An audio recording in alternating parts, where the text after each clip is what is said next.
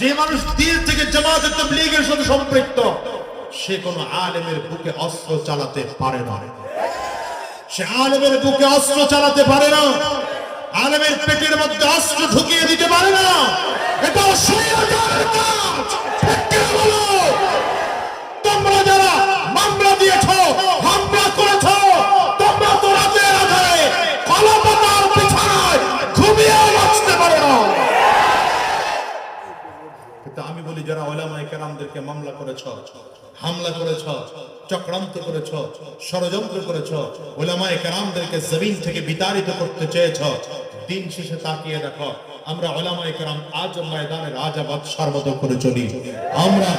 আমরা মাথা উঁচু করে কথা বলি, গলা উঁচু করে কথা বলি, বুক টান করে কথা বলি। তোমরা যারা মামলা দিয়েছো, হামলা করেছো, তোমরা তো রাতের আধারে কলপাতার বিছানায় ঘুমিয়ে বাঁচতে পারো না।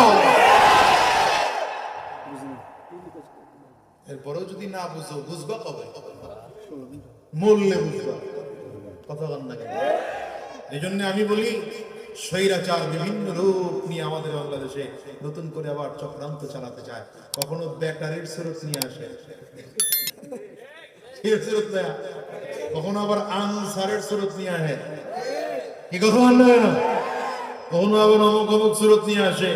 আল্লাহ মাফ করুক, নতুন করে আবার কেন যেন মনে হচ্ছে আমার তাবলীগের ভাইদের ধোঁকা দিয়ে এরা নতুন করে আরেক ফিরকা হয়ে এ বাংলার জমিনে এসেছে।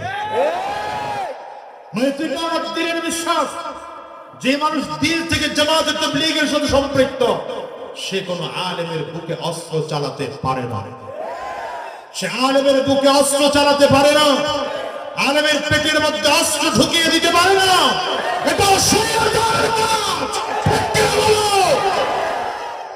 নারে তাকবীর! ইসলামের শত্রুরা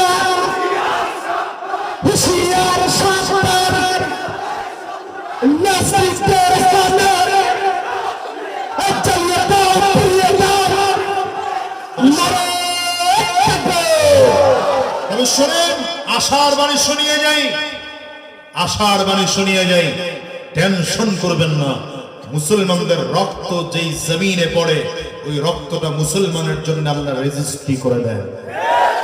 ঠিক কিনা জোরে বলেন? সঙ্গীর ইস্তেমায় মুসলমানদের রক্ত ঝরেছে, টেনশন নাই, এটা মুসলমানদের কবজায় 100% হকের কবজায় চলে আসবে। ঠিক কিনা জোরে বলো? মুসলমান তো রক্ত দিয়েই বড় হয়েছে।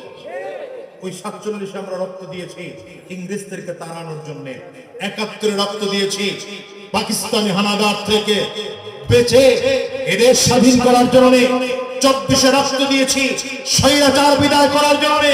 প্রয়োজনে আবার রক্ত দেব, প্রয়োজনে আবার জীবন দেব, এদেশে কোরআন কায়েম করে ছাড়বো ইনশাআল্লাহ। জিহাদ দিতে করে চিল্লাবো, তৈয়ার করো।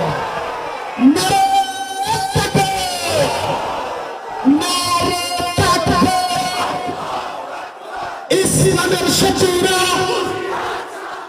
ইসলামের শত্রুরা, আল্লাহ কবুল করো। চিৎকার করে জোরে বলেন আমিন।